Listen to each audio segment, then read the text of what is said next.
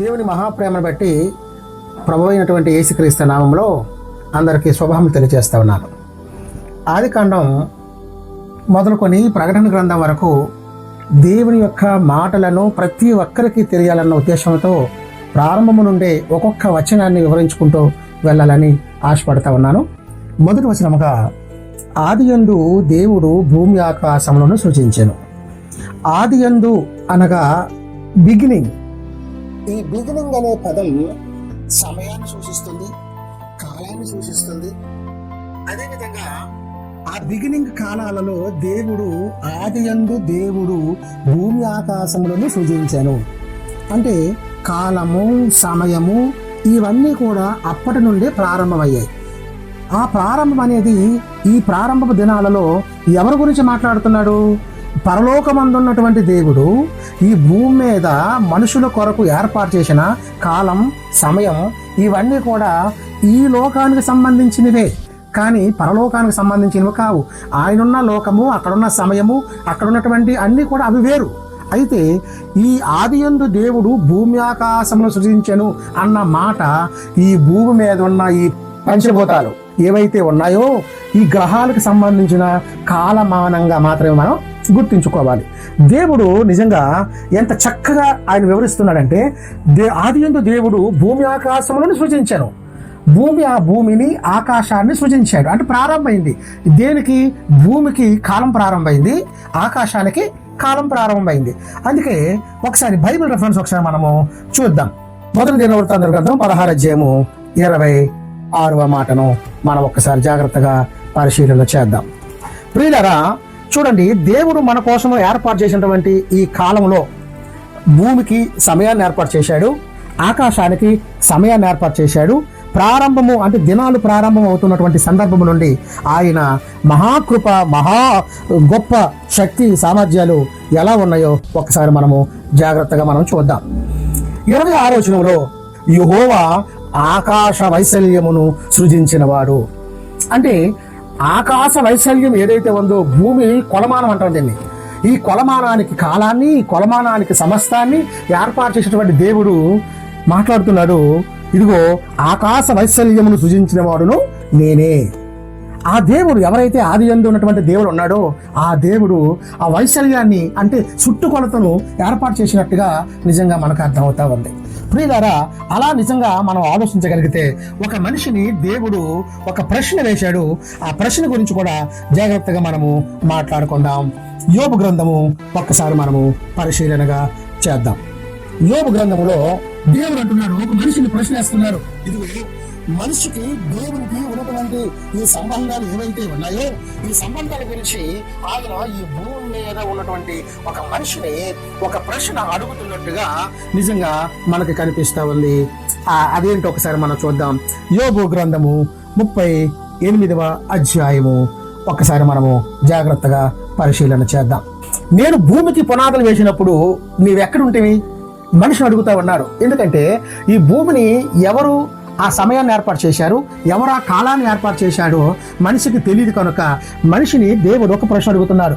నేను భూమికి పునాదులు వేసినప్పుడు నువ్వు ఎక్కడ ఉంటివి? నీకు వివేకం కలిగి ఉన్న వరలా చెప్పుము అని దేవుడు ఒక మనిషిని మాట అడుగుతా ఉన్నాడు. ప్రియులారా, చాలా జాగ్రత్తగా వినండి. మనం అసలు చెప్పగలమా ఈ సమయంలో దీనిని బట్టి దీనికి పునాది వేశాడు అని మనం ఏమైనా చెప్పగలమా?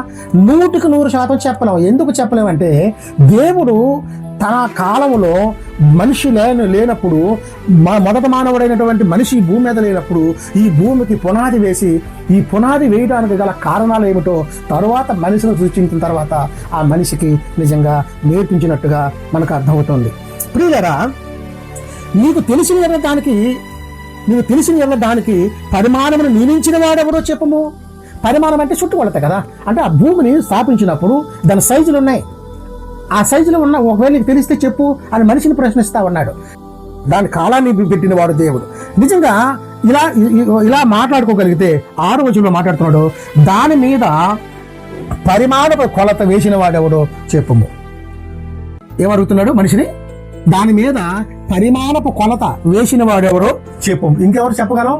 ఫలానా వ్యక్తి ఉన్నాడు, ఫలానా వ్యక్తి వేశాడు, ఫలానా వ్యక్తి వేయబడ్డాడు అని మనం ఎవరు చెప్పలేం. ఎందుకంటే వేసిన వాడే నేను వేశానని చెప్పగలగాలి తప్ప వేయిన వాడు దాని పరిమాణ కొలత ఎవరు చెప్పలేరు.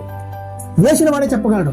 అలా వేసిన వాడు ప్రభు అయినటువంటి క్రీస్తు అని నిజంగా మనం ఆలోచన కలిగి ఉన్నాం. దాని స్తంభముల పునాది దేనితో కట్టబడడు చెప్పుము. చూడండి, ఒక్కొక్క ప్రశ్న అడుగుతున్నాడు మనిషిని. దాని స్తంభముల యొక్క పునాదులు దేనితో కట్టబడ్డాయి? దేనికి?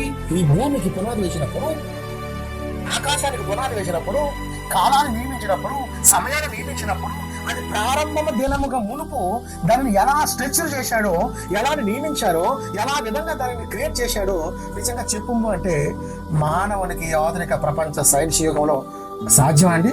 దేంతో పునాది వేశాడో చెప్పడం దేవుడు వేయగలడు, దేవుడే చెప్పగలడు, మనిషి చెప్పలేడు.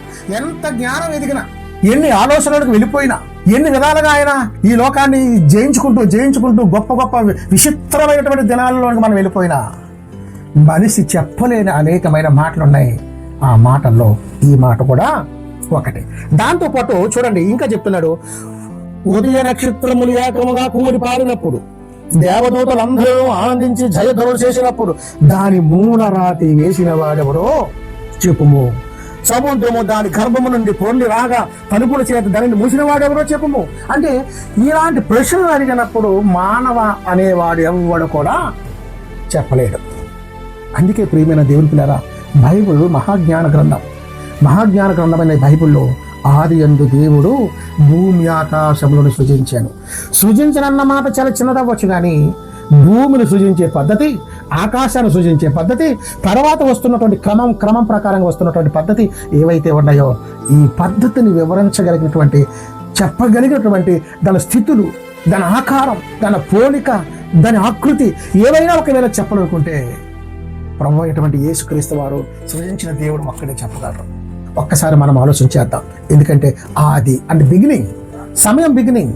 ఈ సమయం అనేది ఆ రోజు భూమికి ప్రారంభమైనటువంటి ఆ సమయం ఒకరోజు ఆగిపోయే కాలం వస్తుందని బైబిల్ సమాధానం చెప్తుంది. ఆ భూమికి ఉన్న కాలమే మానవ కాలం కూడా అనుకుంటాం. మనకున్న ఆయుష్కాలం దేన్ని బట్టి వచ్చింది? భూమికి నియమింపబడిన ప్రారంభ కాలం బట్టే మనిషికి కూడా ఆయుష్కాలం వచ్చింది తప్ప ప్రత్యేకంగా ఏమీ లేదు. మనం భూమి మీదకి వస్తున్నాం, వెళ్ళిపోతున్నాం. భూమి కాలాన్ని మన కాలంగా కొలుచుకుంటూ వెళ్ళిపోతున్నాం.